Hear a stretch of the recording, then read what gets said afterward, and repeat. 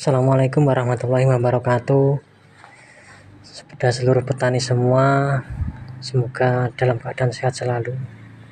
Untuk kali ini kita akan melakukan penanaman benih cabai.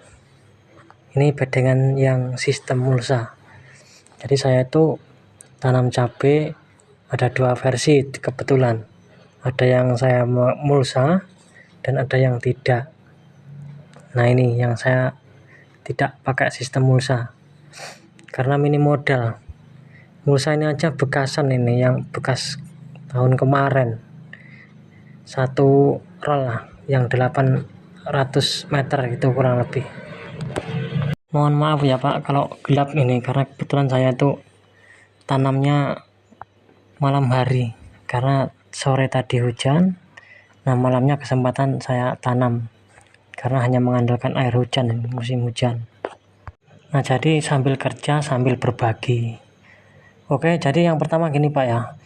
Kalau sistem mulsa itu biasanya kan panas dari uap mulsa itu, kalau cuaca panas itu bisa mengakibatkan benih cabai itu mati ya. Uap mulsa itu terkena batang cabai, karena panasnya, saking panasnya akhirnya batang cabai itu gosong dan mati.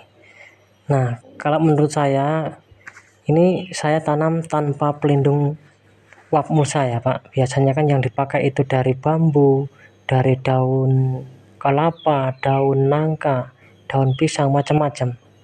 Tapi itu menurut saya itu malah justru kita ini malah lebih banyak tenaga. Kita mau mencari peralatan itu tadi.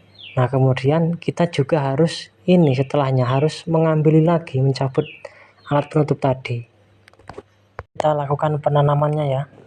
Ini kita tajuk dulu. Kita buat lubang tanam ya. Kedalamannya menyesuaikan saja dengan benih. Nah, jadi untuk kriteria awal pertama itu yang perlu disiapkan adalah benih ya, terutama benih. Benih harus sudah maksimal, sudah batangnya harus sudah keras ya, harus sudah cukup usia dan dilakukan pengerasan batang. Nah, ini usia benih saya ini 45 hari. Nah, inilah waktu yang idealnya. Batang sudah tinggi, besar, dan keras. Jangan memaksakan, misalnya seperti ini. Ini benih ini masih kecil ya toh, kecil. Jadi uap mulsa itu sangat mudah ya, mudah sekali untuk menerobos batangnya ini ya. Jadi langsung terbakar itu mudah. Dimasukkan lubang tanamnya saja sudah sampai leher, ya otomatis tugel. Tapi kalau batang sudah sebesar ini kan otomatis keras, maka punya perlawanan yang sudah kebal ketika mendapat uap panas dari mulsa ya. Ini batangnya sudah keras nih, usia 45 hari. Nggak usah terburu-buru ya, kita optimalkan dulu untuk pembuatan benihnya dulu lah ya. Kita optimalkan dulu bibit. Nah, ketika sudah siap baru ya kita pindah tanam.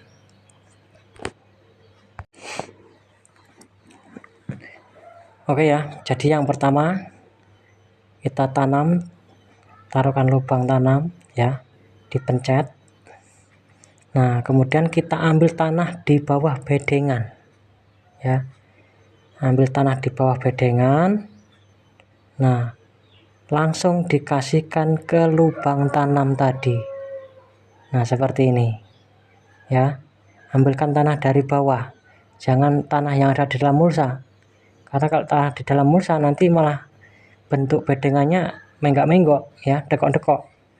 Nah, kita taruh sampai menutupi lubang mulsa ya, jadi diratakan sampai lubang mulsa itu rata, press ya, sampai press seperti ini. Karena apa? Uap mulsa itu muncul ya tadi di rongga-rongga mulsa tadi, akhirnya mengeluarkan uap mulsa gitu. Nah, itu mengenai batang cabai, akhirnya tadi gosong. Nah, seperti itu ya. Nah, jadi seperti ini. Ambilkan tanah dari bawah bedengan ya, jangan tanah di dalam lubang tanam itu, jangan. Ambilkan tanah dari bawah, masukkan ya sampai rata,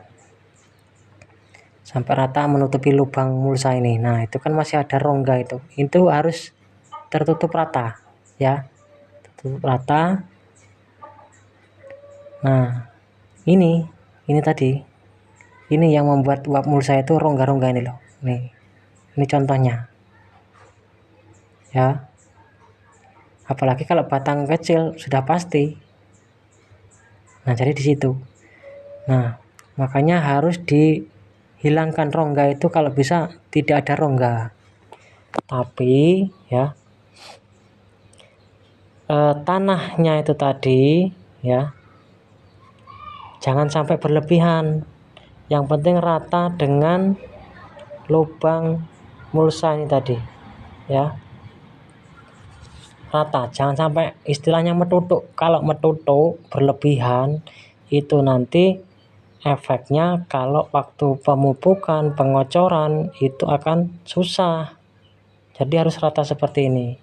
Kalau metutuk, nanti ketika dicor pupuk nanti bleber pupuknya ya, tidak masuk ke bawah akar, bleber kemana-mana. Jadi seperti ini, rata. Nah, nanti kalau sudah hidup ya, terus terkena hujan, tanah ini nanti otomatis akan ambles ke bawah. Nah, itu tadi ya, makanya sudah ambles ke bawah. Nah, nanti ketika pengecoran pupuk langsung di bawah ya, di bawah akar langsung, tidak melebar jauh. Nah, itu langsung masuk ke dalam bawah akar. Jadi itu maksudnya ya, jadi itu. Nah, terus menurut saya, kalau kita dengan penutup uap mulsa seperti daun kelapa lah, daun kelapa, atau dengan bambu ya, atau dengan pipet, itu justru malah membuat batang yang di bawah ini, batang cabai di bawah itu menjadi istilahnya muda lagi, menjadi lemes lagi. Akhirnya ketika sudah berjalan hidup ya 10 hari, setengah bulan, itu batang di bawah itu lemes. Akhirnya cabai kita nanti ya melengkung ya toh, roboh gitu loh. Malah seperti itu menurut saya, malah roboh. Karena yang ditutupi uap mulsa tadi yaitu nggak terkena sinar, akhirnya memudahkan lagi, melemeskan lagi batang bawah. Jadi seperti itu ya. Oke, gitu saja ya semuanya. Mohon maaf nih kalau bahasa saya itu gelepotan ya, masalahnya masih pemula ini. Yang jelas niatnya berbagi ya seperti inilah sistem kami ya. Lain lubuk, lain ikannya, lain orang, lain caranya. Sesama petani ya, saling berbagi, saling mendukung, dan saling support. Oke, begitu saja ya. Sampai ketemu lagi. Sayonara.